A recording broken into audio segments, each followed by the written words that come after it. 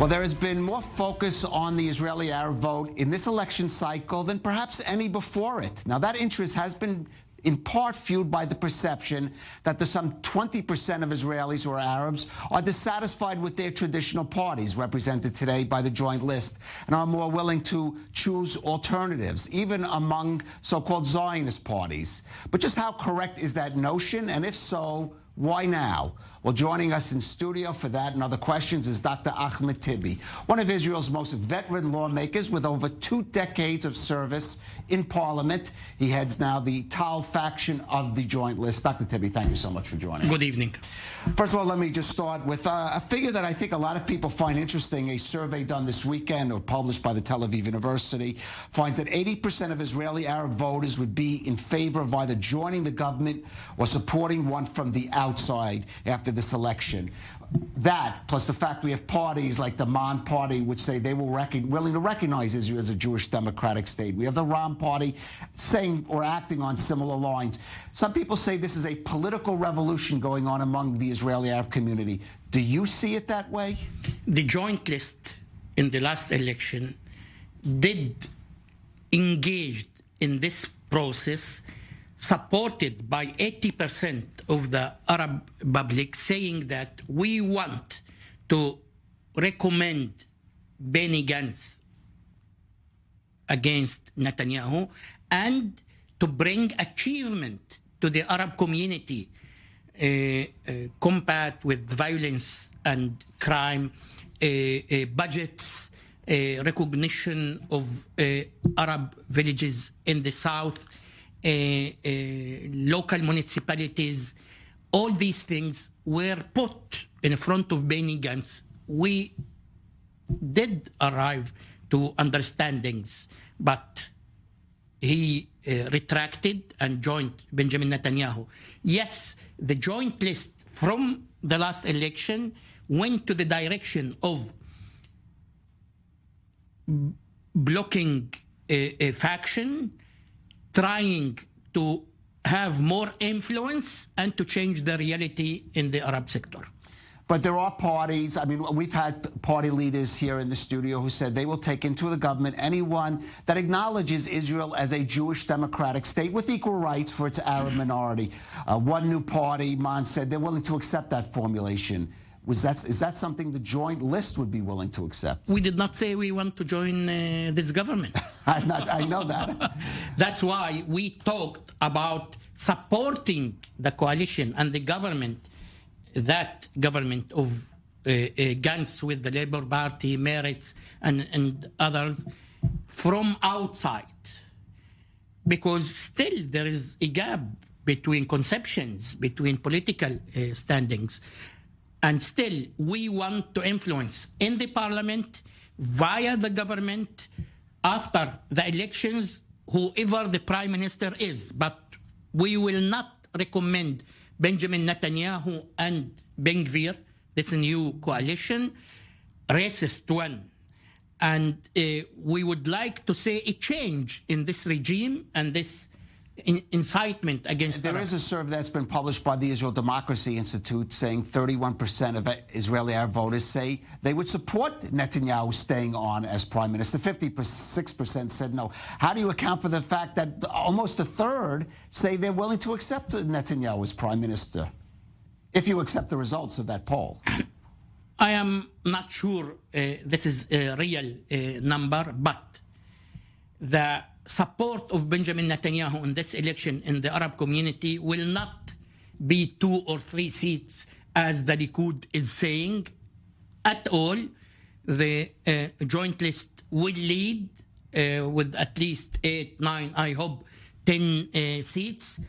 And Netanyahu, who is manipulating by smiling during elections and changing his name from Benjamin Netanyahu to new nickname Abu Yair, is willing to have some votes from the Arab community or to drop down the turnout of the Arab voters. Okay, so you say you are willing to support a government other than Benjamin Netanyahu from outside, but are you willing to recommend to President Rivlin or the Joint Arab List or Joint List after the election to recommend Yair Lapid as the Prime Minister, or even perhaps Naftali Bennett or Gideon Sa'ar? Not join their government, but recommend them to the Prime Minister. We had bad experience last time with Benny Gantz recommended by Well, that's politics. Yeah, that's politics. We will take this into consideration. I do we do notice that there is a positive progress in the position of Yair Lapid towards the joint list and the Arab population. But still, we have to wait to the results, and the issue of recommendation is something else that should be considered according to the experience of the past. Okay, I want to be clear though. You're not ruling out the possibility of recommending certainly Yair Lapid. Have you? I did not say so. I said we had a bad experience in the past with Benny Gantz, and we are still saying that we should learn from that But Yair experience. Lapid has shifted his position, at least come out publicly and said he is willing to take the support of the Arab parties. Is that not a positive sign in your direction? It's definite that if Yair Lapid will be the Prime Minister with the Labour Party and Meretz there, it is less, it is more progressive and more positive to the Israeli public, and I think to others than Benjamin Netanyahu and Ben Gvir. There is difference between both. Still, the issue of recommendation is something else. Maybe according to the results, he will not ask us, and we will not need at all recommend any candidate. Right. Dr. Tibi, I have to ask you, those who follow the Knesset closely, the Israeli parliament, know you are an active parliamentarian. You've won awards for that. You're involved in many bills. Yet in a lot of the Israeli public perception, they still perceive you and maybe also the Joint List as being fixated on the Palestinian issue at the expense of other issues in Arab society, especially the issue of violent crime in Israeli society. Today, it was published numbers about our activity in the Knesset, in the parliament, in the committees, in the proposals, in the motions. We are the most social, active members of the Knesset. More than 90% of our activity is in social, economical, internal issues for our community and for universal motions. I, with my colleagues, passed 3 motions this cadention, and up to date, I passed more than 20 motions. My colleagues in the Joint List are the best in the Knesset. I'm not disputing that, but do you recognize that there maybe is a perception issue? Maybe it's in terms of, again, that... I will not apologize for struggling against the occupation and asking to have Israeli-Palestinian peace based on 2-state solution, Israel and Palestine. I'm not asking. It's a matter of perhaps emphasis and certainly in public statement or public debate. You know, Benjamin Netanyahu in the last election said that the Joint List members are terror supporters. Now he's saying it less, okay? It depends upon the atmosphere and the election results. We are legitimate representative of the Arab community.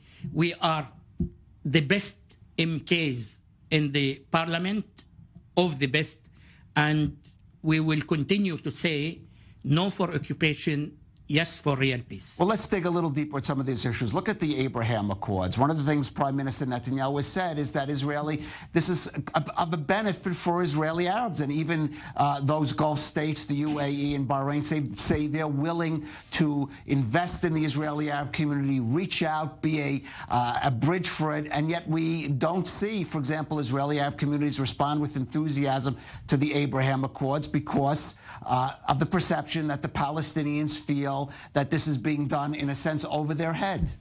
There is a difference between real peace agreement in which you sacrifice as a leader Israeli-Palestinian conflict. This is a real peace, if there will be a treaty, or normalization treaties. Normalization treaties is something else. I respect United Arab Emirates, very strong, with strong economy. I understand people who are willing to visit and invest there. But when I heard Benjamin Netanyahu speaking in the Knesset saying that he is doing this in order to put aside the Palestinian issue, we voted against. We want the Israeli-Palestinian conflict to be solved by ending the occupation. But I do want to ask, you said you're willing to respect people who go and visit, for example, to the UAE. Are you willing to go and visit, to engage with the leaders there as a leader of the Israeli Arab community? I was there much before. But I mean, okay, but I'm talking about now. In the future, definitely I will do it. Okay. I want to talk about then ending, as you say, ending the occupation, the two-state solution, about the best way that it could proceed now, especially with the Biden administration taking an office. I mean, do you see an opportunity here? And do you think the Palestinian leadership in the West Bank is reacting in the to that opportunity? I hear that the Palestinian leadership is willing very much to engage with the new American administration, with the Biden administration. There is a difference between Trump administration and the Biden, yet I do not see real engagement and real pressure of the Biden administration in order to change the reality in the area. But how effective has that approach worked, the pressure from the U.S.? This is the argument that's been made, that even among those who necessarily would want to see advancement toward a two-state solution, saying the formulas that have been put forward and that you have advocated have not been effective, and maybe new approaches have to be tried. The new approach should be the approach which was not put in the table, never. Okay. Putting an end to the occupation of 1967, two-state solution, independent Palestinian state alongside the state of Israel with peace treaty. If this will be put in the table, there will be a breakthrough. But I don't want to go into a whole debate about the peace treaty, but, you know, Israeli governments has raised the issue of the law of return, which is very problematic, for example, for Israel. It's not simply and the surely it is settlement beyond activity. Okay, I understand that, but it's certainly not as easy just saying end the occupation, and that solves all issues. You know, in the history, occupations were ended and treaties were reached. The Israeli occupation to the Palestinian lands is too much here. It should be ended, and only by ending occupation, there will be Israeli-Palestinian peace. Palestinians will never accept to be dictated by Israeli occupation. All right. One last question. We just have a few seconds left. You're a shrewd political veteran, Dr. Tibi. How many seats is the joint list going to get in the election next week? According to the polls, we are 8 to 9. I hope we will arrive and reach 10 seats. It depends upon the turnout of the Arab voters. Okay, indeed. Dr. Ahmad Tibi of the Joint List, thank you for joining us. Thank you very much. On The Rundown.